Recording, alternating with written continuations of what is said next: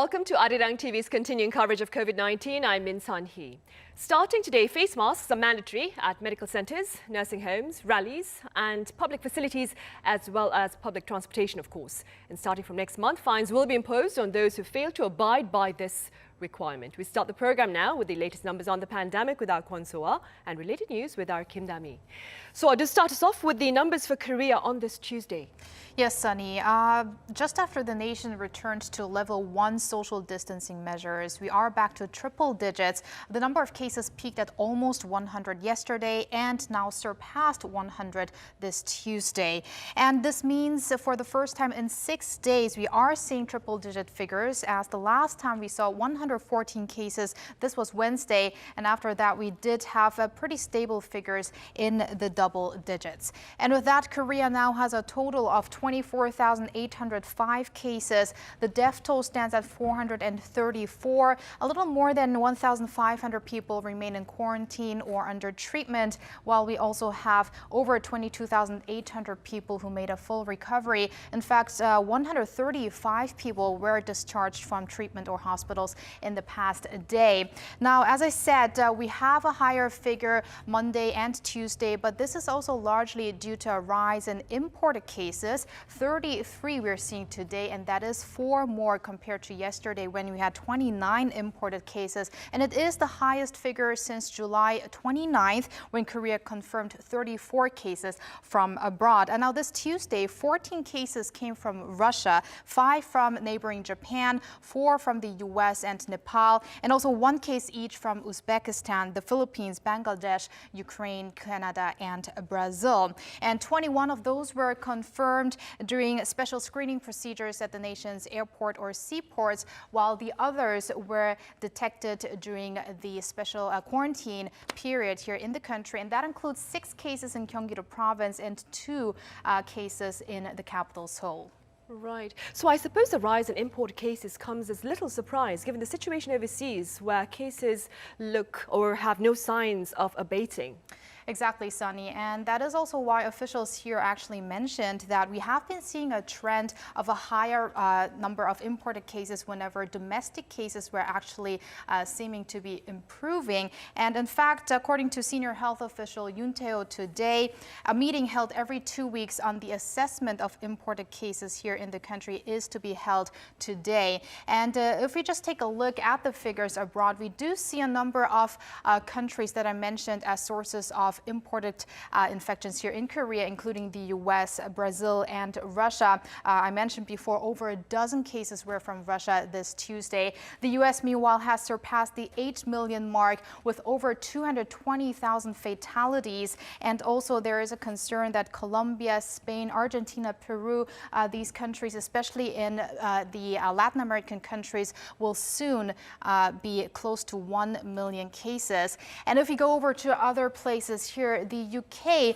added some 14,000 new infections in just 24 hours. The resurgences are continuing in Europe. And then we also do see here Bangladesh and the Philippines, again, countries which are sources of imported cases here in Korea as well. And last but not least, let's take a look at the global figures here. 38 million infections in total, with almost 300,000 cases being reported on a daily basis, 1 million and over 85,000 fatalities, and some 28.6 million recoveries. And those are the updates I have for now, but I'll be back with more after the government briefing. Back to you, Sunny. All right, so thank you for that. I'll see you back in a bit. Right. Meanwhile, a recent study shows that the novel coronavirus is alarmingly resilient on many surfaces, including those of electronic devices, underscoring the importance of maintaining good hand hygiene. For more on this, I have our Kim Dami here in the studio. Welcome, Dami. Good afternoon, Sunny. So health authorities are once again calling on people to wash their hands frequently to prevent the spread of COVID-19. Tell us more, Dami. Right, so we can never stress enough the importance of sticking to the basics. And as you mentioned, recent studies on the coronavirus have shown hand hygiene is a must to keep yourself protected from the virus. There are study results showing that the coronavirus can last up to 9 hours on skin surfaces compared to less than 2 hours for the influenza virus. But these studies were not conducted on actual human skin, so we don't know how long the virus can survive in real-world conditions. So such reminders come following research conducted by the Australian Centre for Disease Preparedness. According to the center, the coronavirus can last up to 28 days on the surface of paper and glass, like smartphone screens, desks, keyboards, and paper currency.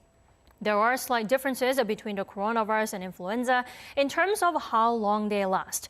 But one common characteristic is that when both last for a lengthy period of time on certain surfaces, like our hands. And that's why thorough disinfection and hand hygiene is crucial in preventing a virus transmission. I see. Right, Tommy, as I mentioned at the start of the program, mask mandates are facing tougher penalties next month, that is. While starting from today, you have to wear them in many facilities. Tell us more about that. Right, so starting Tuesday, the public will be mandated to wear masks at public use facilities at all time. And this applies to public transit, medical facilities, and demonstrations. Starting November 13th, the wearing of face masks will be mandatory at public use facilities, on public transportation, and at rallies. Those who do not wear face masks will face a fine of 100,000 Korean won.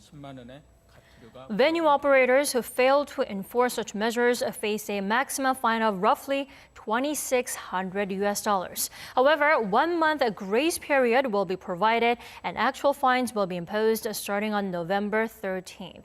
Officials also say masks need to be worn properly, meaning they're required to cover one's nose and mouth. So no wearing masks under their noses and chins.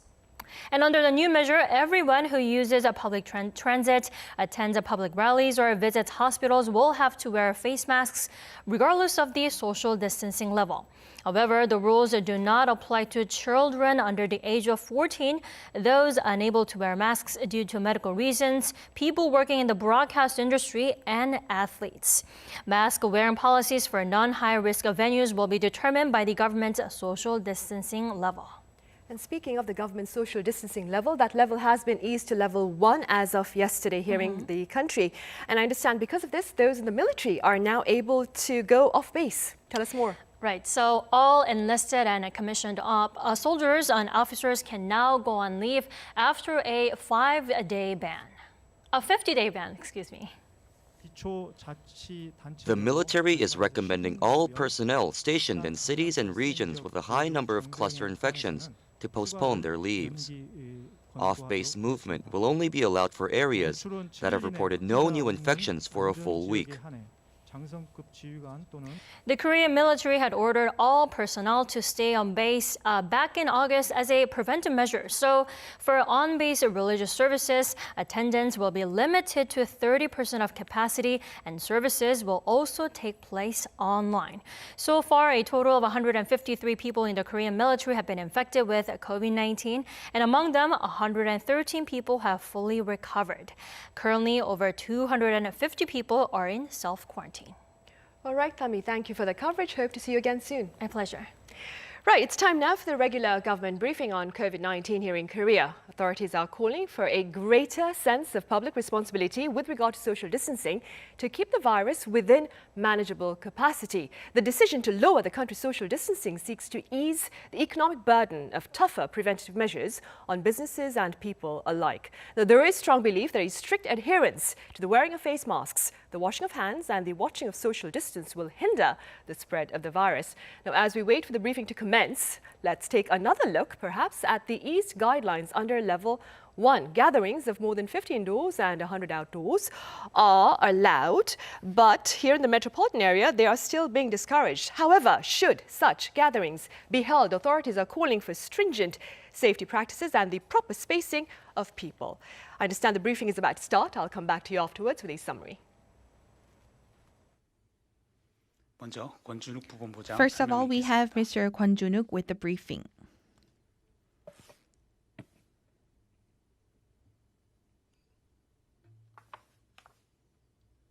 Let us now begin our regular briefing for COVID-19 response here in South Korea for October 13th, Tuesday. As of today, midnight, we have 69 new local infections, and the total caseload now stands at 24,805. We have 135 more people making full recovery, while a total of 1,508 people are in quarantine. We have 91 patients with severe or critical conditions. We had one additional fatality. I extend my deepest condolences to the deceased and the members of the bereaved family. Today, as of October 13th noon, we would like to provide you an update on our domestic infections by region. First of all, please note that the numbers are subject to change. First of all, in the metropolitan area, in Seoul Metropolitan City, in relation to the Dana Hospital in Dobong-gu District, we have 5 more cases. A total of 64 have been confirmed. In relation to Gangnam-gu District Seungwang Building, we have 1 additional case being confirmed. A total of 9 have been confirmed to date. In Gyeonggi-do Province, in relation to the Ujeongbu City Master Plus Hospital, 9 more patients have been confirmed. A total of 60 have been confirmed to date. In relation to a social gathering in Dongducheon City, we have 3 additional cases being confirmed. A total of 18 have been confirmed to date. And next, in non-metropolitan area, first in the Gangwon-do Province in Gangneung City, in relation to a social gathering, we had the first index case being confirmed on 9th of October. We have 7 new cases and a total of 8 have been confirmed to date. And in Daejeon, in relation to a family gathering plus a social gathering, we have 21 patients being confirmed in total. And also in Daejeon, in Yuseong-gu District, in relation to a family gathering in Chuseok, we have 13 more cases being confirmed. A total of 27 have been confirmed to date. And in Busan City, in relation to a social gathering in Jingu District, we have 1 additional case. A total of 16 have been confirmed to date. And next, we have also 33 imported cases, which is a great hike in the number of imported cases. As for the countries, we also have 26 from Asia, excluding China, 14 from Russia, and 4 from Nepal, and 5 from Japan. We have 6 from the Americas, including 4 from the USA. And yesterday, also on the 11th of October and the 12th of October, we also have a great number of the high number of imported cases. And as for yesterday alone, we have seen that we have had a large cluster of infections among those who are studying Korean here in Korea. And also we had a cluster infection of the foreign sailors. Today, we are telling you about this cluster infection about foreign sailors, and they are from Russia, and they have entered the Korean territories on the 6th of October, and they have also confirmed. We have conducted the testings for 13 people who have applied to get off board the boat, and 8 of them also have been tested positive. And we also carried out testings for all of the others, and a total of 11 as a whole have been tested positive in relation to this specific vessel. And as for the 20 sailors who have also been on board another vessel, we have 3 additional cases being confirmed here, and a total of 14 have been confirmed so far in relation to these 2 vessels. And as for the treatment, the remdesivir have been administered to a total of 600 patients across 62 hospitals nationwide. And in relation to live quarantine measures, the Safety Ministry is currently carrying out the safety e-report, and we have some examples of the reports that we would like to report to you. And at hospitals and pharmacies, there were also managers and staff who did not wear face masks properly, and these were some of the examples that have been reported.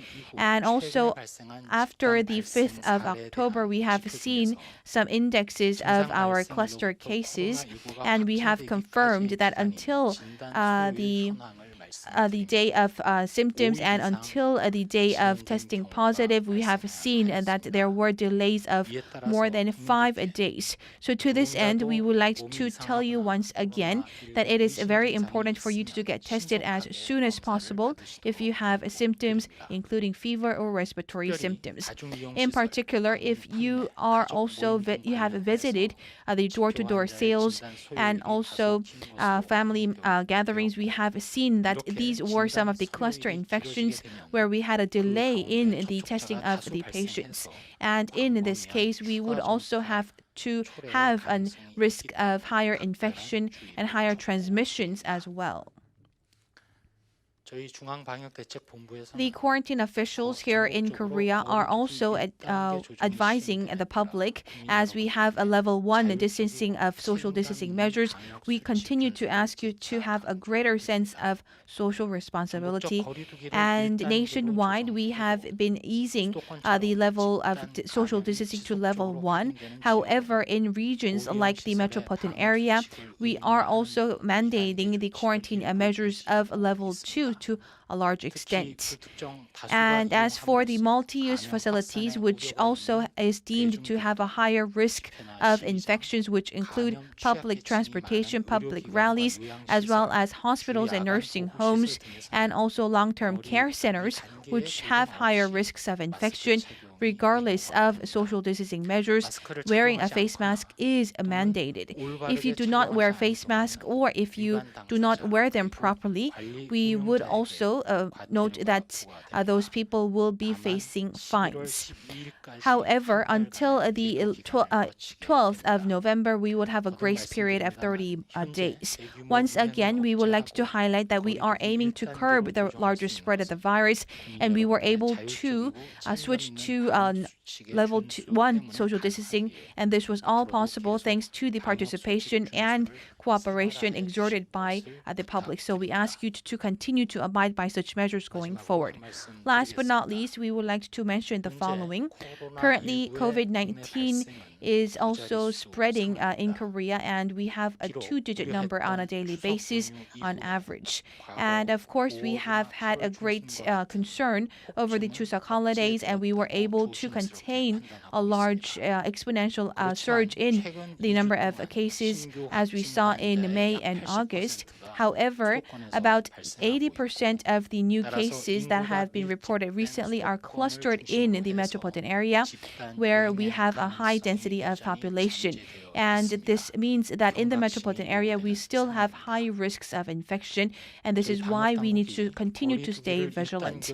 The quarantine officials have eased the social distancing measures to level 1, and we are carrying out quarantine measures based on a larger sense of responsibility and autonomy. And this is because at times of crisis due to the COVID-19 outbreak, we have seen the achievements made so far in terms of quarantine from all of the people's participation in quarantine measures. And second, we have had a grace period of 30 days, but we have had a revision of the Infectious Disease Prevention Act, which would also penalize people to also subject them to fines. And we are also intensifying our scheme and foundation to have a larger indemnification for those who breach such measures on an individual level. Moreover, the experts on social distancing measures and local autonomies also have exerted their full efforts to continue to have discussions.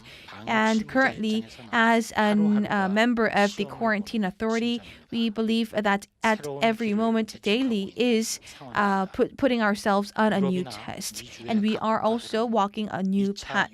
And many experts in many countries in Europe and the North America, we see that these countries are going back to severe lockdowns, and they are also intensifying their penalties as well.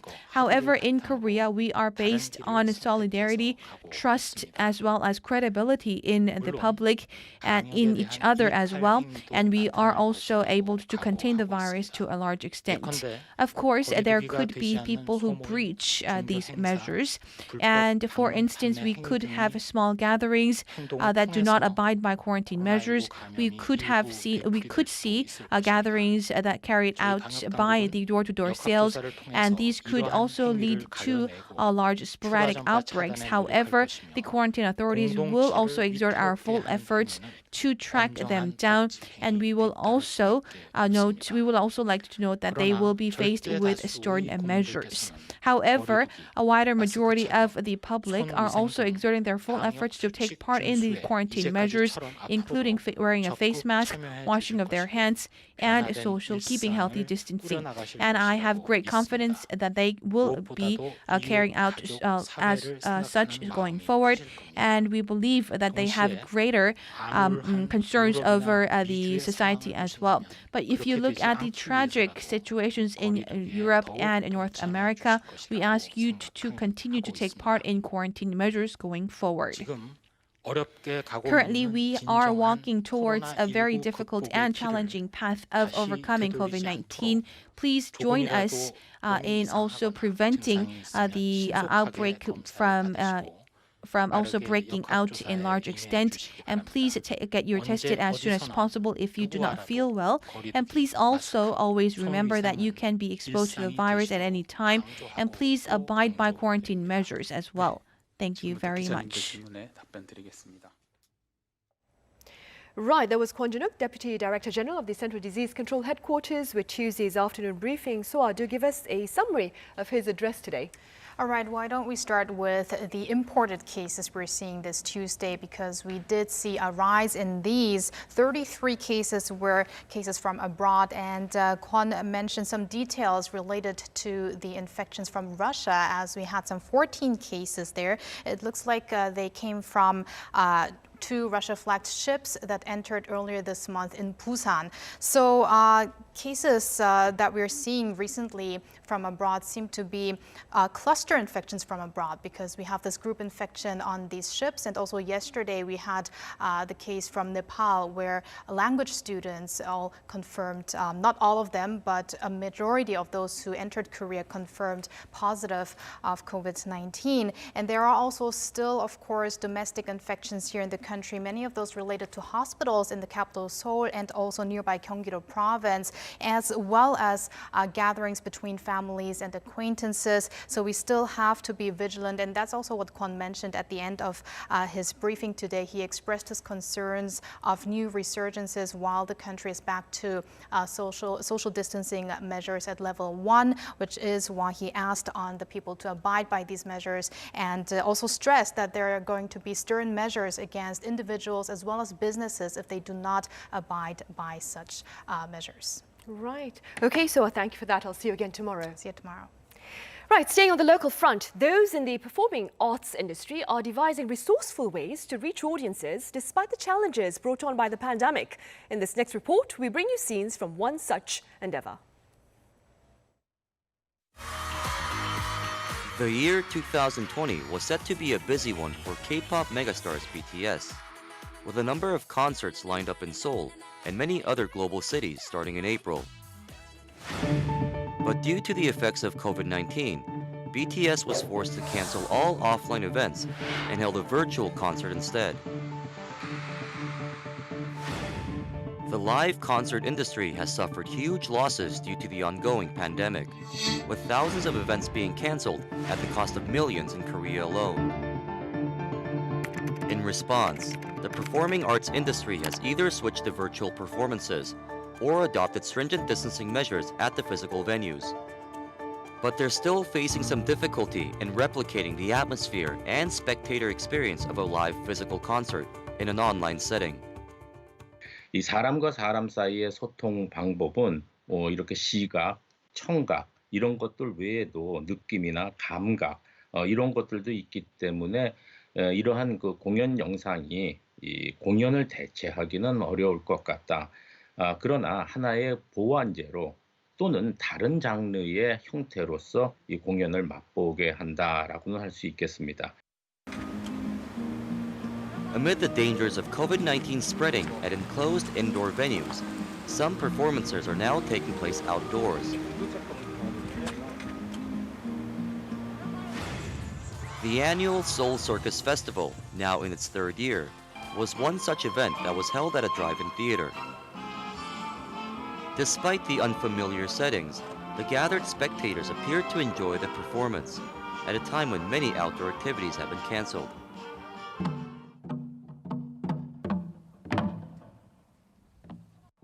The highlight of the circus was a tightrope act performed at a dizzying height of nearly 20 feet.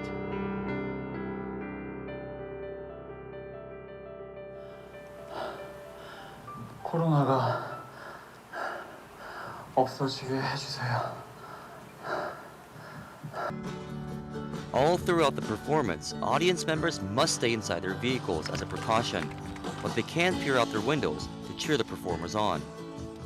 원래는 이제 관객들이랑 접촉이 많은 그런 공연인데 이거를 좀 짧은 시간 안에 비대면 형식으로 고치려고 하니까 그 부분이 조금 어려웠던 것 같습니다. 사실은 지금 공연을 다 못하는 환경이잖아요. 그런 환경에서 공연을 할 수 있는 거에 일단은 너무 행복하고요. But these fresh attempts to hold live performances with distancing measures in mind have received a warm public reception. 다행히 이런 재미난 축제가 있어서 재밌게 관람도 하고 그리고 차량 안에서 색다른 재미를 느꼈습니다. 코로나 상황이 얼마나 지속될지는 모르겠는데 지속되는 한에서는 이런 이제 불가피하게 이런 드라이브인 방식이랄지 다른 방식을 조금 계속 차용을 좀 해야 될 것 같고요. The performing arts industry is looking to make a comeback with fun and engaging events while keeping social distancing in mind.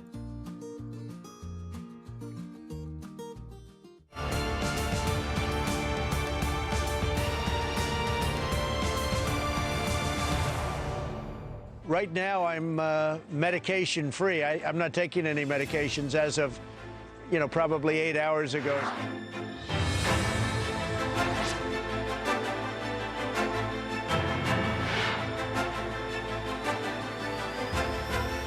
In response to transient low oxygen levels, as Dr. Conley has discussed, we did initiate dexamethasone therapy.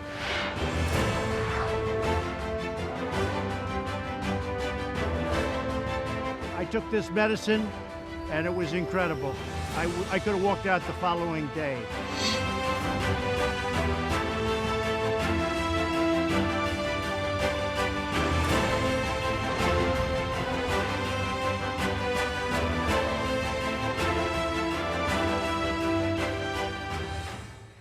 There appears to be quite a bit of attention over the treatment received by US President Donald Trump for COVID-19, especially in light of his very brief stay at the hospital.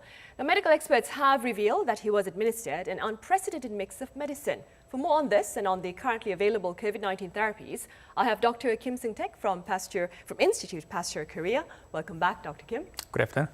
And I also have Dr. David Kwok from Soonchuneng University Hospital. Good to see you again, Dr. Kwok. Good afternoon. Meanwhile, joining today's session virtually is Catherine Ellen Foley, a health journalist over in the US. Hello again, Catherine. Hello, good afternoon. Right, Dr. Kim, we'll start with you then. Let's begin with the 3 different drugs that the US leader received after testing positive for COVID-19 on the 2nd of October. Well, I think I have to first of all just start with the some clinical course of this COVID-19. The clinical course is first just about a week of just the viral phase, and then just followed by the cytokine storm phase. So for depending on which phase the patients are, we have to actually try a different kind of a medication. And in the end, actually, Donald Trump actually administered 3 different medications. The first one is remdesivir, and this is known to act as actually just inhibiting just the viral RNA polymerase, which is actually inhibiting just a viral genome replication. So this actually inhibits just works as an antiviral. And then the second one is dexamethasone, and then this is a steroid drug, and this works as reducing the excessive just immune responses. So this works in the second phase of the clinical course. And then the third one is monoclonal antibodies, and then in this case, the monoclonal antibodies was actually provided as a cocktail form, the mixture of 2 different monoclonal antibodies, which were actually developed by the Regeneron companies. And so these are all the mixture of all the drugs that Donald Trump actually taken. And I think this is very, at the moment, this is the actually most excellent combination of the drugs that one individual can take at this moment because he's, just a U.S. president. Right. Dr. Kwok, and based on that treatment, 11 days after his initial diagnosis, White House physician Dr. Sean Conley said that the president has tested negative for COVID-19. Now, I understand this is a rather tough question because you've yet to meet the president in person, of course, and what your answer would probably be based on what you've heard from the media. But what are your thoughts on the U.S. leader's current health? Well, I have to take into consideration several different factors. Number one is that he was tested via not the RT-PCR method, but instead antigen testing. That specific test is usually tested to people who have to go into, let's say, rallies or a gathering of multiple people. The reason being is that it's slightly less sensitive in the picking out who is positive for the virus, but is very quick to do so. To my knowledge, it takes about 5 to 10 minutes for the result to come out. And I believe for President Trump, he was tested 3 times of the same test to ensure the negative finding of his test. But it's not exactly following the CDC guideline of finding somebody of negative of the virus. The formal guideline by the CDC, to my knowledge, is 2 different negative testings through RT-PCR within 24 hours of period, which was also the same in Korea up until a few months back. Now, when we were shifting gears for different levels of social distancing, we brought that down to 10 days of asymptomatic people who are confined in a social distancing quarantine facilities. They could also be discharged just having shown the 10 days of non-symptoms. That is, I don't think, will be applicable to President Trump per se. But we have to consider that these different criteria are being used in different countries and for different people. I would, as a medical doctor, I would definitely prefer to have used RT-PCR and twice of it. But it seems like what doctors for President Trump has shown also can be used as him being negative of the virus. So and his claim is that he's also being discharged from using any medications. So I guess I would take that for an assertion that he's quite healthy right now. Right. And staying with that, Catherine, over in the US, what is the public response to President Trump's latest health diagnosis? You know, it's really hard to say. There is some, speculation because some of the media reports that have come out suggest that the timeline that we were originally given, we were originally told that Trump tested positive. His results came back very early on the evening of October 2nd. There's been some reporting that suggests that perhaps that was even earlier. And with what we know about the disease's clinical progression, it's really not clear what exactly the timeline was. In which Trump became sick and with which how his disease progressed and how his hospital stay may have progressed. So, you know, we're all taking everything that the Trump administration's physicians and medical team say, but it's, of course, there are still some questions that we all have. Some of them arising from the fact that President Trump is a 74-year-old man who is overweight, which seems to put him in a higher risk category for developing severe COVID symptoms. We know that he's had a pretty aggressive treatment, and some of the treatments that he's received, specifically dexamethasone, are usually reserved for patients who have more severe cases of COVID-19. So there are some questions there as well. It's certainly hard to say exactly what's going on, but you know, considering most of us don't have access to Trump's medical records and aren't on his health team, of course, all we can do is speculate. Right. Catherine, the experimental antibody therapy that by Regeneron Pharmaceuticals that Dr. Kim also mentioned was given to Mr. Trump following a compassionate use request from his doctors. Can you tell us more about this? Yeah, of course. So this particular therapy is currently in clinical trials. It hasn't been approved for emergency use authorization yet. There are about 2,000 other people across the U.S. who are enrolled in a clinical trial and are therefore receiving this cocktail as well. And it works essentially like a super well-targeted form of convalescent plasma. So in convalescent plasma, what we think is working are the dozens or hundreds of different types of antibodies that our bodies produce in response to an infection. And this particular antibody therapy is looking at 2 antibodies that in animal studies so far have demonstrated to be really good at neutralizing SARS-CoV-2 or the virus. So they bind to the outside of the virus and prohibit it from entering the cells in the body. Trump was given this particular experimental antibody therapy in conjunction with several other drugs, as you all have stated, dexamethasone and remdesivir, as well as a few vitamin supplements. So it's not clear if this antibody cocktail was working on its own, but shortly after the president was discharged, Regeneron did file for emergency use authorization through the U.S. Food and Drug Administration. So they're looking to get that emergency use approval. Again, there are some questions because even though Trump said that he felt great after receiving the drug, he is a sample size of 1. So we still really do need to see more of that clinical data proving the drug's efficacy, and ideally without any other drugs that might falsely make it look like it was working. Right. Dr. Kim, do correct me if I'm wrong, but on average, COVID-19 patients with symptoms would spend between 2 and 3 weeks in hospital for treatment. President Trump was admitted late Friday and he was discharged on Monday. Should we be linking this reality perhaps to the efficacy of his treatment then? Well, I think, as I told you, the treatment was pretty effective, as far as I understand.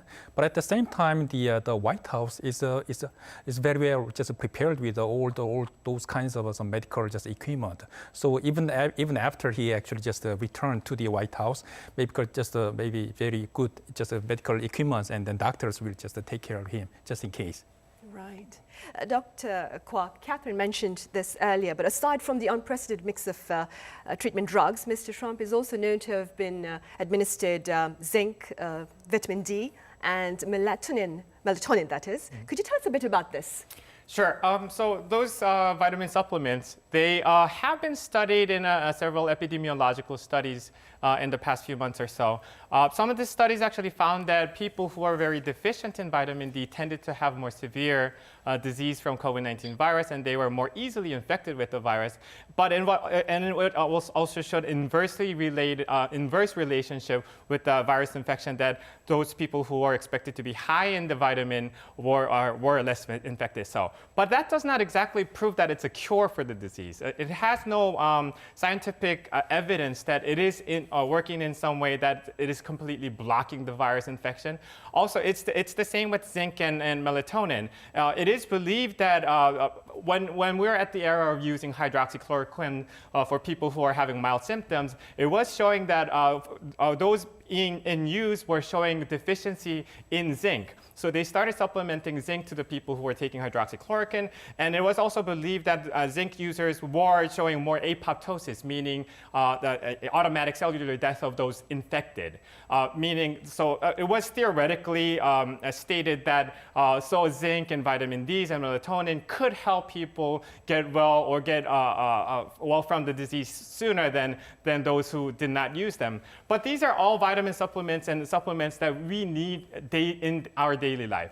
But if it exceeds a normal level, it's too much. Now, it's not really going to help in fighting against the virus, and it's not really going to affect us in a way that we are going to have a reduced immune system because we're not so par with the normal level. So I think these 3 supplements, it's good to have them, but it's not good to have them in an excess amount. I see.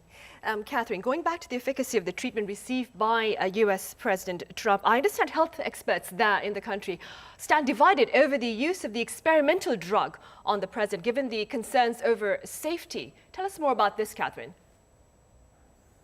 Well, as I said earlier, this particular antibody cocktail was still in clinical trials.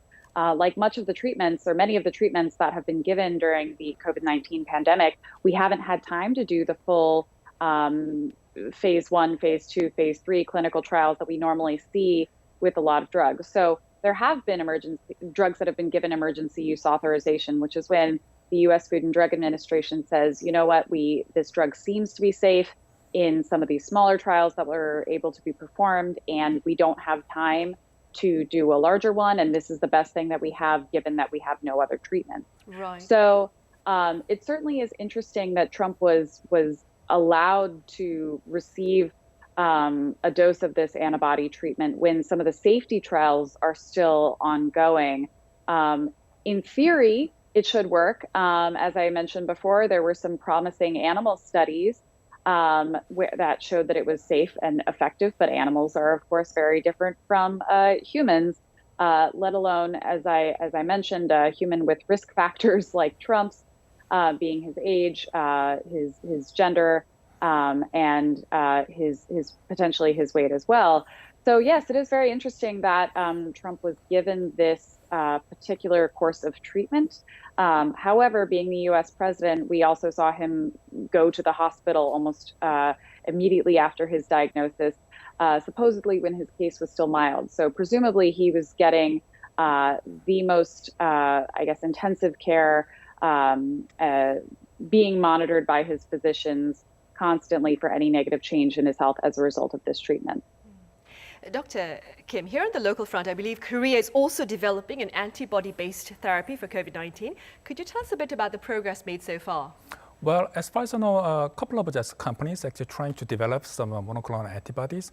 And by far, at the moment, is the front runner is Celltrion, and they are doing both the clinical phase 2 and the phase 3 clinical trials, both domestically and internationally.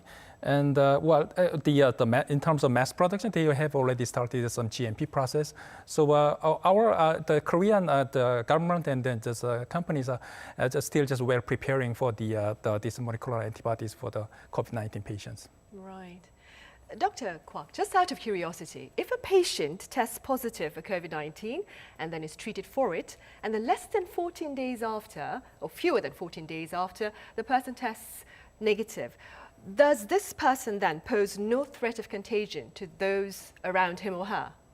Well, theoretically speaking, that could be true. But we've also had one case in the past who showed a research or reinfection in her case of the virus, meaning once the lady was discharged from the hospital, being admitted from the first infection, a week after she was discharged, she was found to be reinfected possibly with another strain. So in theory, for the 14 days given, if he or she tested negative of the test, at least hopefully twice or so, then I would find that person to be negative of the virus. But also clinically speaking, it is also very rarely but possible for a person to be either reinfected or be dormant of the virus just through the test. I see.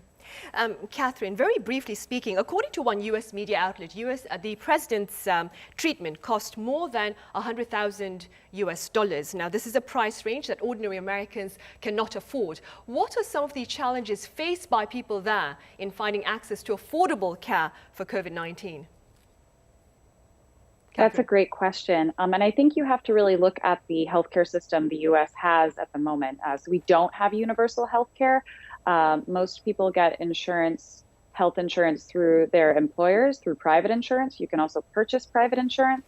And then there is federally funded insurance typically made available. You can either apply for it through the Affordable Care Act, or there is Medicare, which is for older adults who aren't working, and Medicaid for adults who fall below a certain income level. So I believe analyses have suggested that people who are on private insurance would pay on average $1,300 out of pocket. And those who are on Medicare, as Trump would be if he were unemployed, just an older adult living in the U.S., would probably be around $1,400 out of pocket. The medical care plan that Trump is on is a federal plan. We don't really know the details of that plan. However, we do know that the government absorbs most of the costs of the premiums that he would pay. So yes, there is definitely a question of access to care and affordability of care when we're looking at the standard of care that the president got versus the care that the average American could afford. Right. Dr. Kim, we've touched upon medication that seeks to keep the coronavirus from replicating itself, like remdesivir, and from unwanted inflammatory response, like dexamethasone, and so forth. What are some of the other potential remedies for COVID-19 currently under development? Well, actually, one thing that draws my attention is that the tocilizumab, and this was actually approved originally for some rheumatoid arthritis, and then this is also just can be used for the reduce the excessive just immune response, like dexamethasone. There has been some couple of just some very mixed evidences to support its use on the COVID-19 patient, but the recent evidences seems to support its use for the severe cases of COVID-19. I see. Dr. Kwak, one final question, a very brief response if possible. Experts claim all drugs come with side effects. And keeping this in mind, what are some things to consider as we seek a cure for COVID-19? Well, there are reasons why usually these clinical trials take up to a decade before it comes out to a commercial market. We have to be careful that it doesn't cause any severe side effects. And we're having a bunch of different companies running at it right now, so I'm hoping for the best right now. Right, we'll keep our fingers crossed then. All right, Dr. Kwak, as always, thank you for your thoughts. Dr. Kim, thank you for being with us today. And over in the US, Catherine, thank you so much for your time. Thank you for having me. Right, well, that ends our coverage for this Tuesday. The daily tally here in Korea has hit above 100 today, but a proper adherence to the practice of mask wearing, hand washing and distance watching is expected to keep the virus within manageable capacity. Now, regardless, that is, of the actual level of social distancing. Do take care and see you tomorrow.